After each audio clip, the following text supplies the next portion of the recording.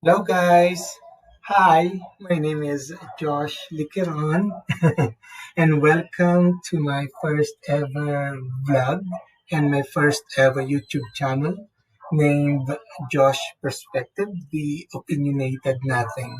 So I know that to those that are close to me, you're gonna get surprised why I've decided to open my own vlog.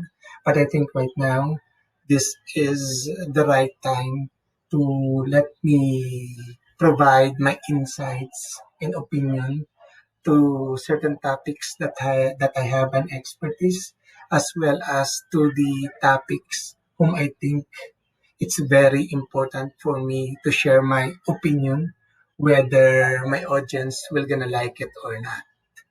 So I think to start my vlog, I have decided to discuss about the ETEEAP program here in the Philippines, since this one has a special place in my heart, and I know I could help a lot of people if I will discuss this further. So in a nutshell, ETEEAP is a fast track way to be able for any Filipino citizen to have a college degree, or a 4 years or 5 years college degree. The advantage of this one compared to others is that it's a fast track way, meaning for 1 to 2 years you could graduate in college. So I will discuss further anything related to ETF. So hopefully you're gonna listen further, and hopefully I could see colleagues, friends that will pursue this one, and then eventually they could attest how good is the program. So first, let's know what is ETEEAP. So ETEEAP stands for Expanded Tertiary Education, Equivalency and Accreditation Program. So, as you could see on the next slide, or on the next bullet point, that is the exact definition. So, if we are going to sum it up, your work experiences, and then whether international or local, and also your formal and non-formal training could be credited as a unit in college. That's why you could complete this degree in the shortest, or you could complete this program in the shortest possible manner, which I think is pretty convenient to those that are working for quite some time. So let's proceed with the next slide. Who qualifies for ETEA? First, you need to be a Filipino citizen, since this is a mandate from the Philippine government, and then a high school graduate or a college level. And also, if you are a vocational graduate or 1 year course graduate, you could pursue ETEAP as well, as long as you're 22 years old upon filing of the application, and you need to have 5 years or above work experiences in the field or industry related to the academic program you are obtaining an equivalency. So, just to be pretty clear on this fourth bullet, it's important for you to pursue an ETF 4 years degree or 5 years degree that is aligned to your work experience, training, and background, because you could credit a lot of subject by going that route, and it will save you a lot of cost eventually, because if you're just gonna pursue a subject or a college degree program which is not really fully aligned with your background, I'm afraid there are a lot of subjects that will gonna get left behind, and because of that, your ETEEAP expenses will gonna balloon. So we will going to discuss that further on the next few slides. So let's continue. So if you're like me, the question that you're gonna be asking when I first hear this program is this legit? So to answer your question, yes, it is, because it is under Executive 330 issued by President Fidel V. Ramos on May 13, 1996 as an alternative education delivery mode. So there is a specific executive order related to this one. And I think for me, the main reason why it is legit because I am a product of ETEEAP in one of the university in Taft, Manila. To tell you honestly, during my time with ETEEAP, since I was able to complete mine for just 3 semesters. I really couldn't believe it during that time. So I decided to pursue an MBA. And I was surprised that they have accepted me. And then when I completed my MBA, another opportunity came along to pursue a PhD, which I'm doing now. So I know that this is really pretty legit. So please listen further, and hopefully you'll be able to take the first step in completing your college degree so that you could have more opportunity further down the road. So let's now proceed with the difference of ETEAP versus traditional schooling. So if it's a traditional college degree or courses, what needs to happen is you need to pass the assessment of your college professor, and usually it will take you 4 to 5 years to complete your degree. While for ETEAP, your professional experience will going to be evaluated, and then that said experience will have a corresponding academic credits which will gonna help you to fast track your college degree. That's why I keep on saying that you need to take an ETF that are aligned to your work experiences because it is faster that way, and you could easily provide evidences of learning to get credited on the subject. And imagine you could complete your degree for 1 year to 2 years. Wow, it's really worth the money. So the next thing or the next topic that we're gonna be discussing is the basic requirement. Please note, requirements varies from school to school. So, but I think eventually these bullet points above are those important requirements that needs to be complied. So one, if they are form with 1 by 1 or 2 ID photo attached, Form 137A or a high school report card for high school graduate, transcript of records for college degree or vocational courses graduates, authenticated birth certificate, PSA or NSO. I've just put NSO there because during our time, there's no PSA yet. But I think right now you need to get a PSA birth certificate since that is the most latest document that school is accepting. Then certificate of employment. So your current employer certificate as well as the previous certificate of employment that you have. And then seminars and training attended with certificate. So I think online training is acceptable, meaning they could accept online training as long as you could provide screenshot and it could be validated by your manager or by your HR manager. And then last but not the least, your comprehensive resume. So you're gonna know further why comprehensive resume is needed. So now let's proceed with the admission exam for ETEEAP. So if you are an ETEEAP applicant, you need to take and pass the entrance or admission test of the school where you plan to avail the program. Then, most of the time, or based on the actual definition, it should be course specific.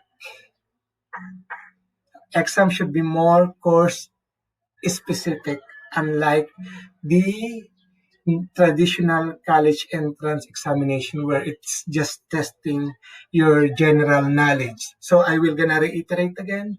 It is paramount that the applicant know his or her job very well and the course that he or she intends to take. Because the more you know your job well and the more you could align that to the subjects of the course that you're taking, the faster it is for you to get completed on your ETEA program. So what is the evaluation process for ETEA? So one would be the number of years of working experiences, your current position in the previous job title, your job responsibilities, current and previous jobs that you worked with, trainings and seminar attended, citations or achievement received, projects undertaken or completed. So those bullet points will be needed by the ETEEAP panel to be able for them to assess you. And then once they have assessed you, they will going to identify what are the subjects that could be credited to you.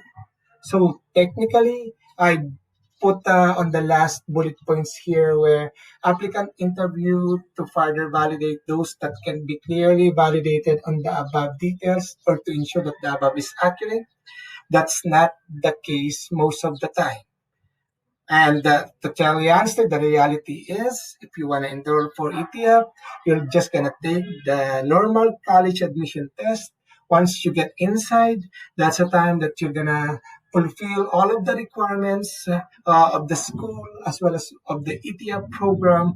And then at the end of that said last term, that's the time where you're going to go to a panel where they will going to scrutinize your work experiences and background, and then they're going to assess if it's indeed going to be credited as part of the unit, as part of the possible unit that they could credit you on that said course. So next slide is the classes for ETEAP. So I think a lot of you will disagree with me, but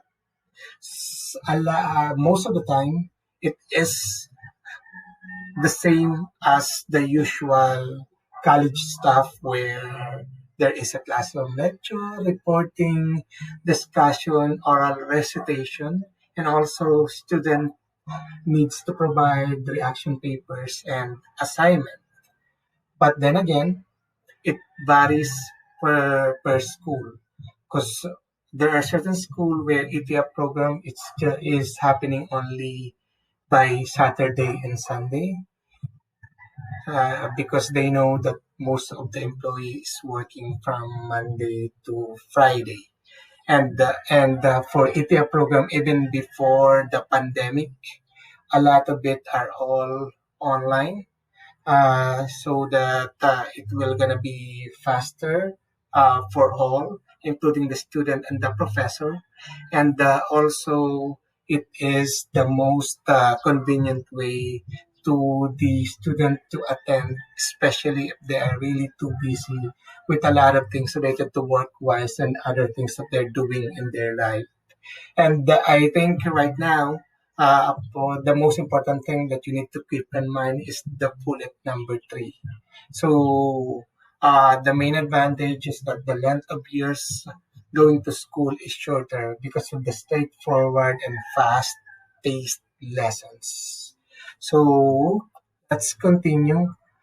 I think this one is the most trickiest and the most the most what you call that one disadvantage that you could have in taking this program. It's really expensive compared to the regular college courses because since courses are compacted, imagine if you have a lot of subjects that hasn't been credited to you, there are certain instances where you have 5 to 8 subjects per semester.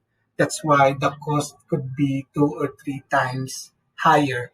But I think if you take into account everything, especially the duration that you could complete your degree, it's all worth it. Because at the end of the day, once you have a new degree, you could start looking for a high paying job related to your current position or look for a better company that could provide a higher offer. I think that's the main advantage if you are going to pursue this program. But yeah, you need to prepare for the expenses related to tuition fee. Okay, so for this slide, I'm gonna let you know my journey in taking this program. So, by the way, mine is BSBA, and since my work experiences is on project management, so I know that a lot of subject could get credited to me because of my project management experience and expertise. So I proceed first with school inquiry. Then after that, I passed the ETEEAP form, the school form, certificate of employment, the NSO birth certificate. So please, it's been a while. That's why it's still NSO, not PSA. Then the college transcript of record or TOR, because I'm a graduate of vocational course. And then the entrance exam payment for the ETEAP school that I've decided to pursue my 4 years degree. Then for the entrance examination, so it is specifically designed on what course you're planning to take. But during my time, it is really different. Maybe they are still in the process of stabilizing ETF. That's why for us, it's a combination of basic college examination and also uh, subject-based examination. Then the enrollment and examination.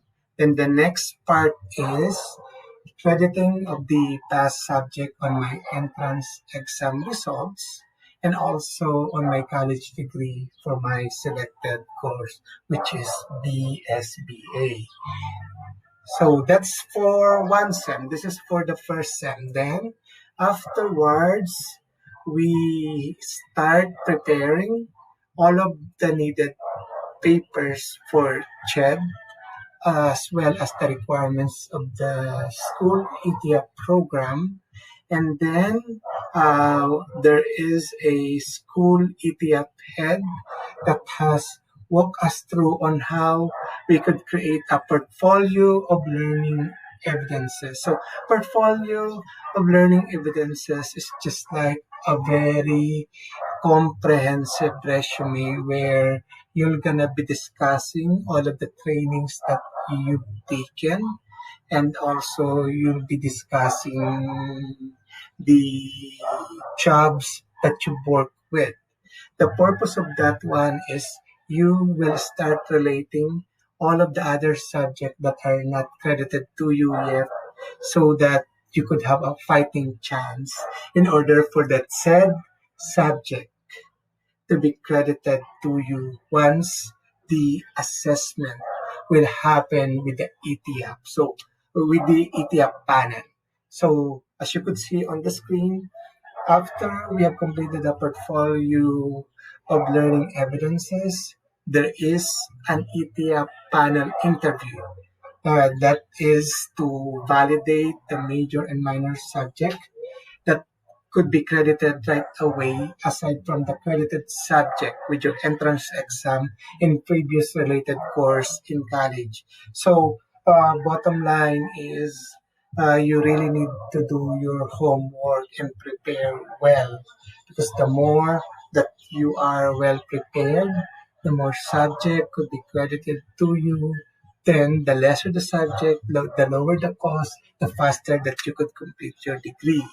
So after the evaluation, and then uh, at the end of that said first sem, results in validation of subject will be given to you, so that you know what are the remaining subjects that you need to take. So technically, the most hardest part is the first semester, because you need to provide a lot of documents. You need to go through to an interview process. But then again, once you have work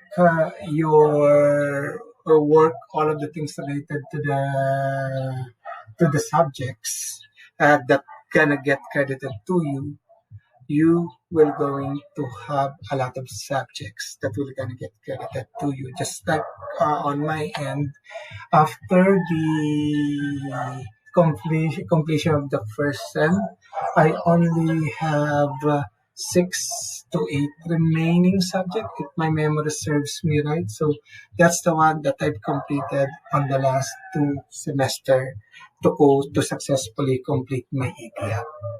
So all in all, I think the most tedious part is the first semester. Once you're done with it, then definitely the second and third sem will gonna be easier. But mind you, it really depends upon on how many subjects that will gonna be left behind to you after all the assessment has been completed.